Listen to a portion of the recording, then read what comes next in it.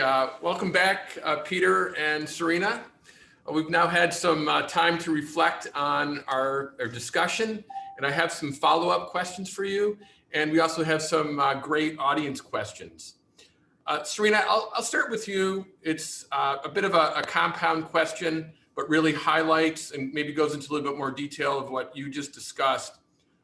When we consider these stresses, let's just take COVID and climate as examples.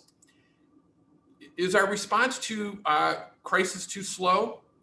And maybe you could go into a little bit more detail about how we could work together to address these escalating impacts to crisis. You've touched on it a little bit, but maybe you could focus on what is missing in the stakeholder community and how we can really focus on addressing these.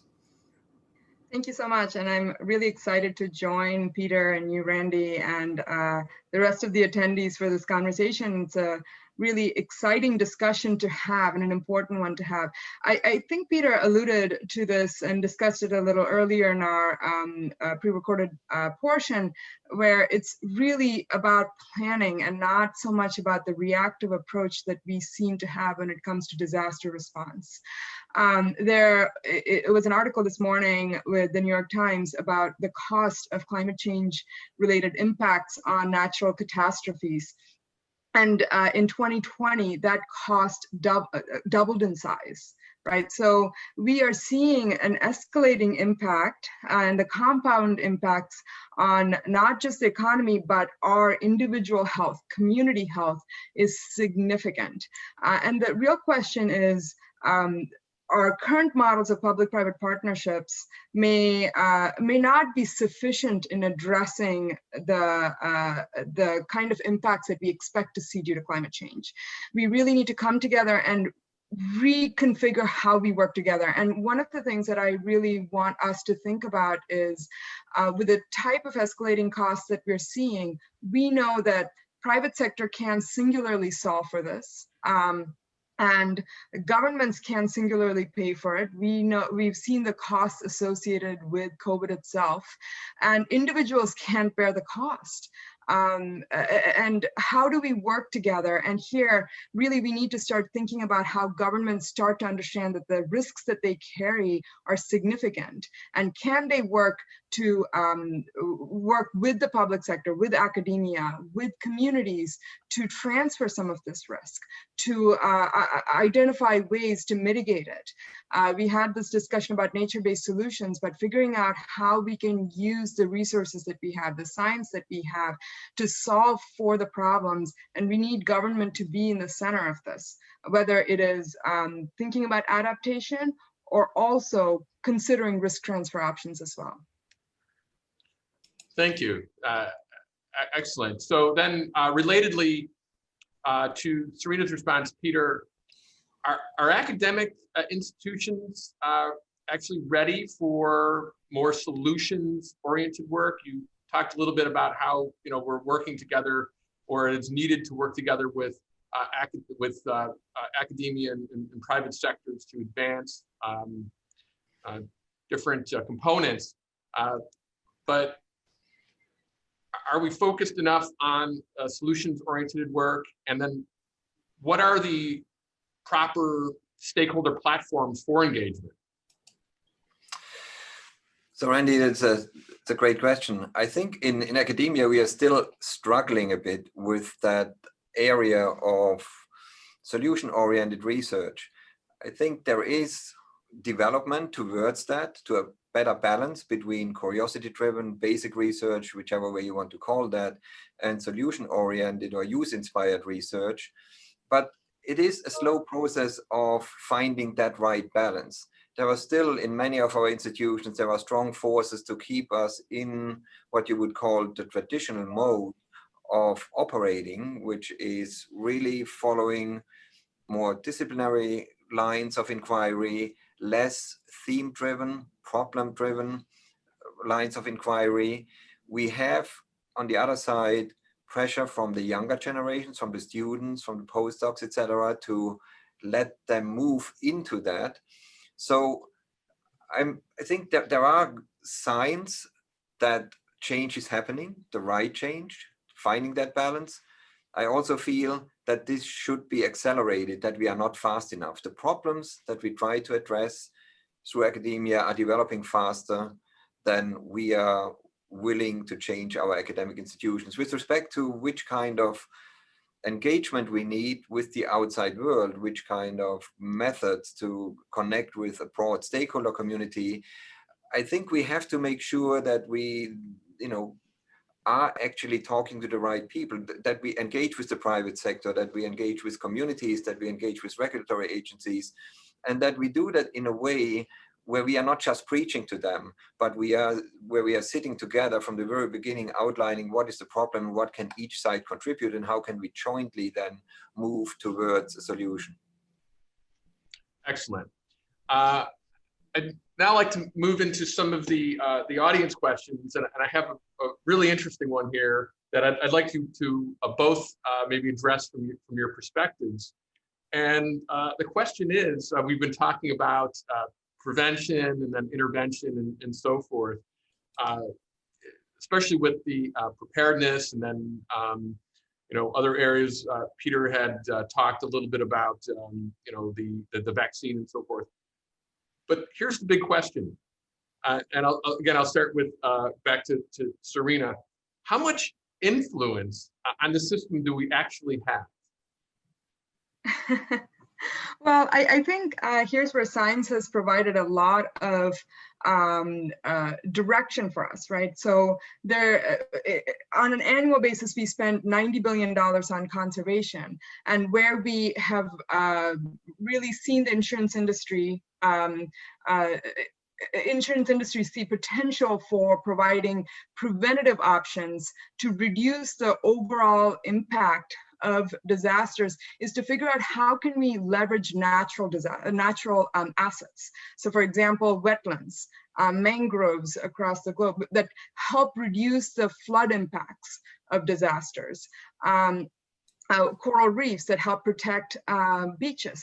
So we have really started to think about how can we use these natural assets to reduce the impact of disasters. So we have found many different options here where we could help protect and restore natural assets. We can de-risk some of these natural assets so that private investment can flow in so that green and gray infrastructure is supported. And then we have looked at solutions to improve carbon removal from the emissions that we see. So these are some proactive ways where we could be involved in supporting the type of culture change that we need over the next decade. Peter, how about your thoughts? Randy, I'm actually struggling with technology here. I gather you see that I'm probably not visible. That's okay. We can hear you just fine. The camera. So while I was doing that, could you just please rephrase the question? Yeah, I was just asking. Based on what we've been talking a lot about prevention and intervention, and members of the audience were asking, how much influence on the system do we actually have? In other words, can we really prevent things, and what are the impacts of our interventions? Are they minimal, or what level of control do we really have when we're thinking about this holistically? So I think I would start that the answer into that question by recognizing that we are an integral part of the system, so of the Earth system. It's not that we are controlling it. We have to recognize that we have to stay in balance with the rest of the systems that support life, but also are impacted by what life forms, especially the human species, are doing to it, or how they are influencing it. So in that sense, we actually have already exercised quite a bit of influence, but now the question is, can we shape that influence to get into the right balance, because in many ways we have moved out of balance with the rest of the Earth system, the life supporting systems of the planet. And I think we actually do understand quite a bit about these dynamics. We have, for certain issues, we have solutions, or we have options for how we can get back into balance, but we are typically relatively slow in applying them. And there are many reasons in terms of the complex environment in which we are living, which kind of interests are balancing each other or are taking the front seat where they shouldn't. So the bottom line of my answer would be, in principle, yes, we have quite a bit of options to influence, but often we are standing in our own way by not being able to make the right decisions at the right time scale that is needed to have an impact.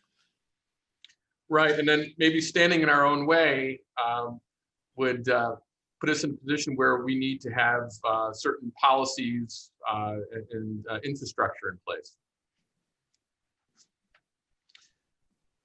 Serena, so related to that then, maybe shaping what we're doing and influencing the system. And how do individuals get involved from a policy perspective or from an influence perspective? Individuals, you said? Yes.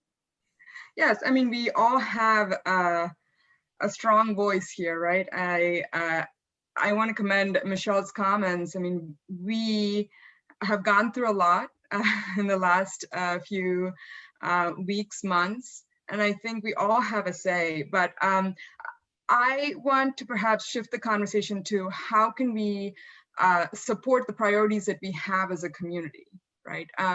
Because really, we have noticed with the climate change impacts, the way we recover from events is through community-based support, is through how we make sure the elderly individual who doesn't have sufficient contact with the community, with others during an extreme heat event, it's figuring out how a community can reach out to them so that they get the help that they need before their health becomes worse.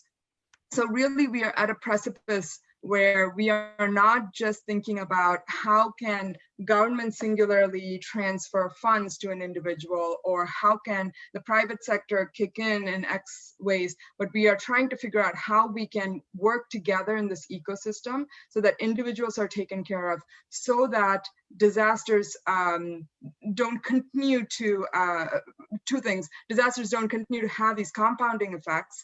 And when there are individuals who are vulnerable, we figure out how to support them through the community so that before their illnesses become far worse to be treated in or cost too much for that individual to bear, or to have that kind of life-changing impact that climate change is sure to have, whether they have diabetes, obesity, or other kind of renal issues, we are figuring out how as a community we can support them. And this can happen in many different ways, but we really are at a point where we have to decide how we support individuals through these community-based systems, leveraging private sector and governments.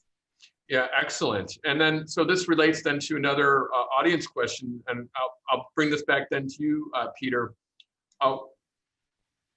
With this prevention in mind and early warning and so forth of individuals, as Serena had just pointed out, are there surveillance systems or sentinel approaches that we should be considering? Well, in a way, we actually are working on setting up what you could call observing systems. Some of them have early warning systems embedded into them. We are better in setting them up for the physical and biogeochemical environment. There are many observing systems out there that are being optimized. They are being continuously developed, including satellites, including in situ observations of the ocean, the land, the atmosphere, etc. Where we are, in my view, behind is to have a similar level of observing of the human domain. Being able to, there's quite a bit of development going on, but we are not yet at the same level of recognizing what kind of dynamics are developing. For example, where are new diseases developing, where are new needs developing. And that is something where I think we can do better, where in principle we understand where we have to go, but where we have to pay more attention to and devote more resources to get better intelligence about which changes might be triggered out of the human domain and how they would influence the Earth system as a whole. Oh, absolutely. I agree. I mean, I think that's a great point. And then it sort of ties back to the earlier talk we heard on technology. So Serena, with the reinsurance sector and so forth, or even, expanded from that, what technologies are in place for these data or monitoring, and what is the future, such as maybe machine learning and prediction and so forth? What is your view on maybe what we heard this morning and reflecting with what Peter just said? Yes, you've mentioned everything that's so crucial, but what is incredible is we are in an era of where we have incredible amounts of data, incredible amounts of resources around us. And using that, we have really challenged ourselves in a few ways in the insurance industry. One is really posing this question around how can we influence behavior change, right? Through the data that we have, can we as an insurance industry reduce insurance coverage for companies and institutions that rely too much on fossil fuels, to rely too much on coal-based economy, and figuring out how we could influence the behavior change that's necessary so that we as a planet can recover from the damage that has already happened. So here we have incredible amounts of opportunities to use this data to make the decisions that we need to make, right? So through data, we have been able to come up with solutions that address air pollution, insurance-based solutions that encourage individuals and communities to switch to public transportation as opposed to other ways that we are polluting the earth, right? We have sought ways to develop solutions that reduce extreme heat to essentially curb the escalating impacts of heat on the health of individuals. So we know we can have preventative measures in place, and using event-based triggers, we have been able to develop parametric solutions that kick in ahead as opposed to pay after the event. So you're essentially thinking about solutions that reduce the full impact of events. And this is what data and technology has allowed for us to do. The ironic thing is these type of products came about because we realized there are parts of this world that doesn't have sufficient data. We started developing these solutions for Africa and certain parts of Latin America where we couldn't collect the data that we needed to create insurable solutions. And through that, we've been able to identify, for example, that we know a certain type of a heat event, in anticipation of a heat event, that there will be certain types of damage. And we've used this data to essentially provide funds available to reduce the full impact of disasters. And here's where we are really seeing the future of the insurance industry and really challenging ourselves to drive and lead the industry towards that. So both driving the behavioral change and providing the type of financing solutions that can reduce the impact. Yeah, fantastic. Well, we're almost out of time. I've had a great time once again just talking with you both. I'd like to just end with maybe from each of you one optimistic outlook based on all our discussions. Peter, I'll start with you and end with Serena. Well, given the situation we just saw yesterday in the US, it is a little bit hard to be optimistic, but we have no option, but we have to be optimistic. We have to look at the bright side. And to me, looking at COVID-19, which is the topic of this session, it is really the fact that we managed to produce in record time a vaccine. That I think was a major feat. We now, of course, have to be responsible in using it and getting it into people's arms at the right level, at the right pace. But the fact that we have that as one major positive outlook forwards in the otherwise very negative situation that COVID-19 brought across the globe, to me is a very optimistic fact.